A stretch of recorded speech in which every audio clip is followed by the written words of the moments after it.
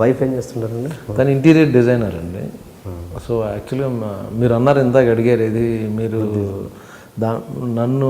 నాకు సినిమాలు లేనప్పుడు తనే పోషిస్తుంది. తను ఇంటీరియర్ చేయడం వల్ల ఆ డబ్బులు వస్తుంటే దాంతో అలా సర్వ్ అయ్యమాట. తాతగారు వీళ్ళందరూ merchant navy, they are into sailing.